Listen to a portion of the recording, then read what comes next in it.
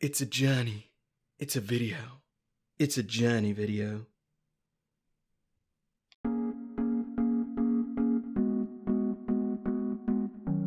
I am from Valdosta, Georgia.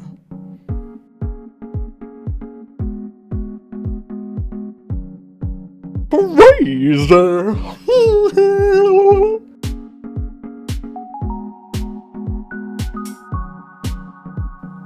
Right now I'm studying cinematic arts and digital media, so I'm currently focusing in all the audio portions of that.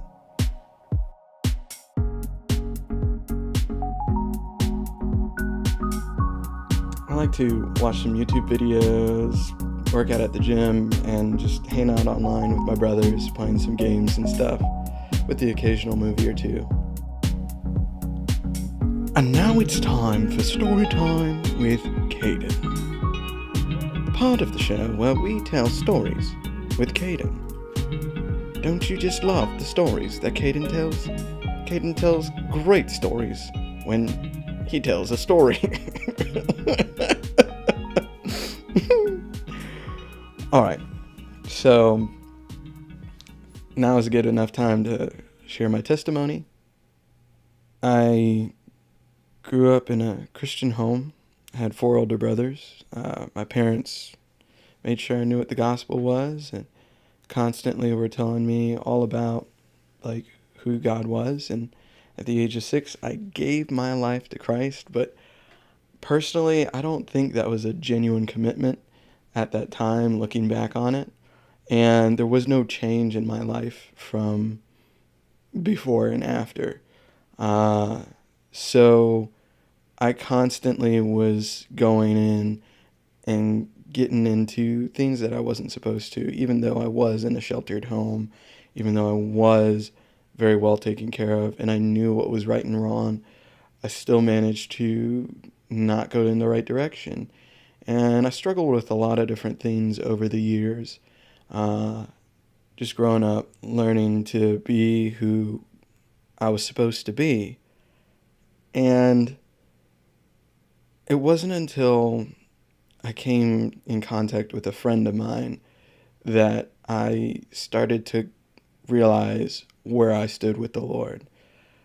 This friend showed me what it meant to actually really have that Christian relationship from my age group standpoint.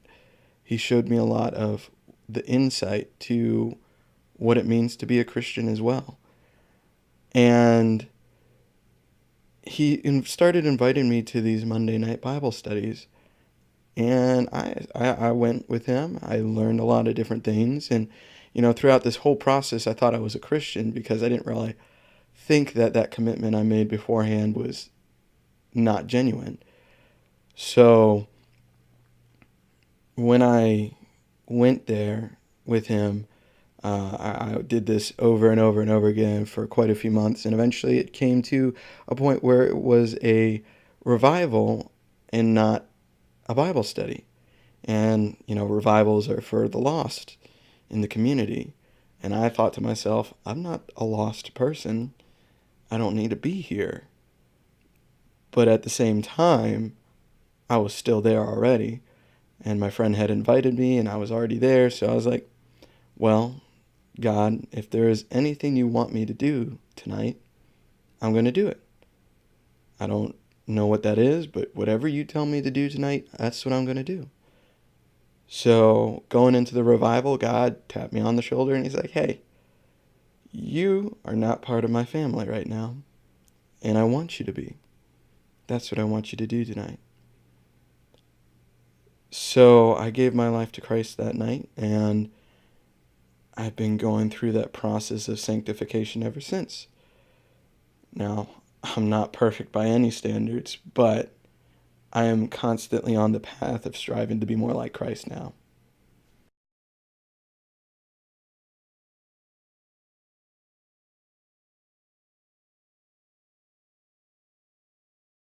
Just that I'd be able to spend some more time in prayer.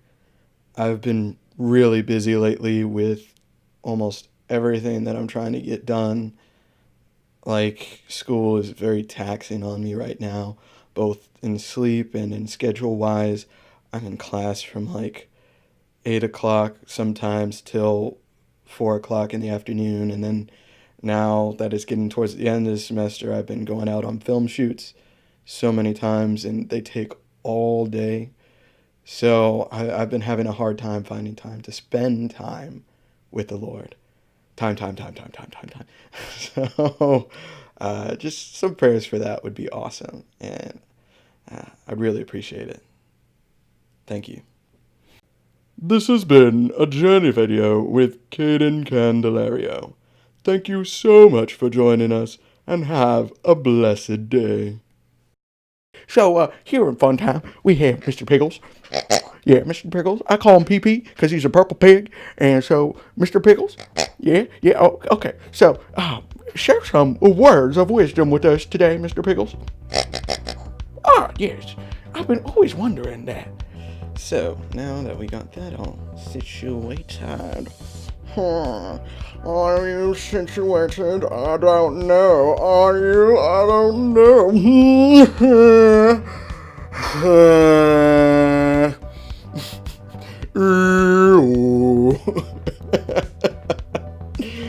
Alright, now it's time for a dad joke by Kayden Candelario.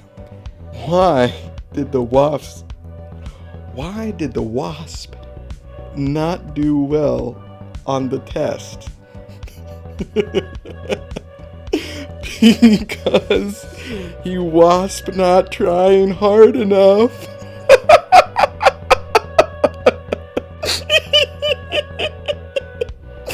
So stupid. It's so great. You know what trash is? That is me. I am what you see in the dictionary when you look up the word trash. I am also what you see when you look up the word in the dictionary swagalicious.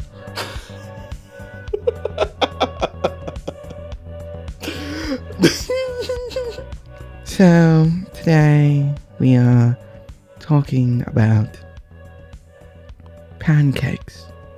So, when you eat a pancake, you need to make sure that you eat the whole cake and not the pan. We don't need any pan eaters here. We just need cake eaters. Now remember, pancakes are not real cakes. They're imposters, made to look like cakes and deceive you in the smell and appearance. They're vicious. They fight. They win. But those who are true believers in the cake and proud warriors of the cake will rise up and fight the pancakes to win the true approval of the cakes and show them pancakers that they are just pancakers. They don't deserve the title cake. And I will gladly eat both of them because they are delicious. I wonder what would happen if you took the pan out of the cake but still made a pancake. Is it really still a pancake if you don't make it in a pan? Like, how does that work? Can you call it a pancake? Can you call it a cake pan? Can you call it a skillet cake if you make it on a skillet?